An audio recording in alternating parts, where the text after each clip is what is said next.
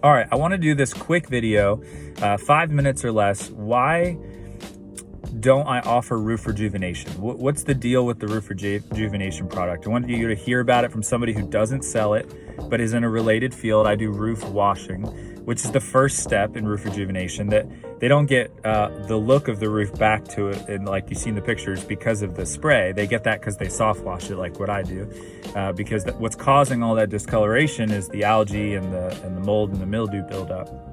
So if you don't know roof rejuvenation, it's a concoction of some sort that they spray onto the shingles for different purposes. It could be Roof Max or Go Nano or these companies.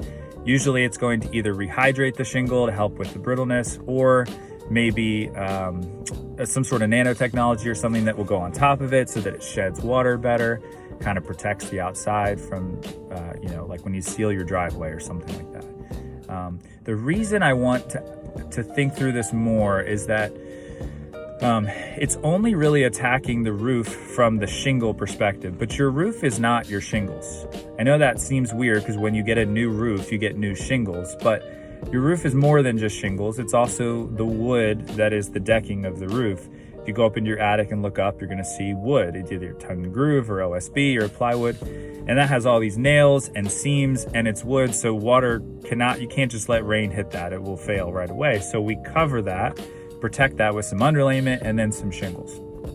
So shingles are the first line of defense, but they're not just your roof. So the problem, I think, with this approach to trying to extend your roof is there are a million reasons why your roof can fail. And so to promise you that your roof is going to be extended by 5 years because they cleaned it and then made the shingles less brittle, for example, does not account for a lot of other reasons that your roof might need to be replaced. First of all, I've had customers where insurance still forced them to replace it because they don't care that you treated it. So you might spend $5,000 to get Roof Max to treat your roof, and then your insurance 6 months later, which this is a real story, makes you replace it anyway because they don't recognize that as a true way of extending the roof.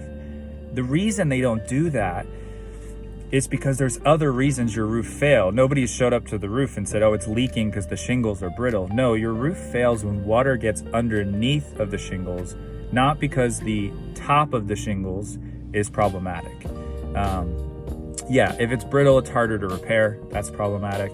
If it's brittle, it might chip or crack. But the reason that happens is typically because something hit it or because of wind damage. And wind damage is why insurance has to replace your roof a lot of the time, or maybe hail. And so they know that this doesn't approach one of the most common reasons your roof can fail, which is that the seal has broken on the shingles. So shingles, they overlap each other, they're nailed down, and then they seal as the heat warms the shingles and they self-seal to one another.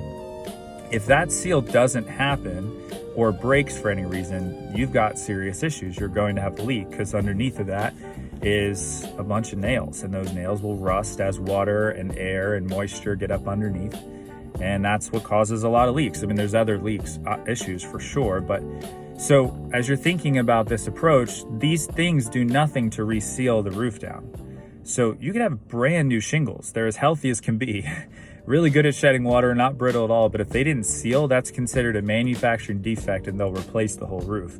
Why? Because they need to seal. If they don't seal, I mean, you're gonna immediately start to have problems over the entire roof. So don't be so concerned about how good are my shingles doing from a top perspective, but more how good are they doing at keeping water from getting up underneath. You might be better spent hiring somebody, and I've done this before, it takes forever, but it can help to hand seal or hand reseal your shingles if a bunch of them have come loose, rather than Roof Max treatments, because or any of them. It's not just about Roof Max, because they may not be approaching the roof from the underside. They're only attacking the roof from one part of it, which is the shingle. I hope that makes sense, but this is what I want someone to consider as they're thinking about these products, why I don't offer it. Your roof is more than just your shingles, so to spend a lot of money to only attack the shingles when they may not be the reason that your roof is going to fail or begin to fail is probably not in your best interest. So yes, get your inspections done, make sure there's no exposed nails, make sure your pipe flashings are secure, your chimney flashing is secure. Get the algae off of the roof and keep the pine straw from building up.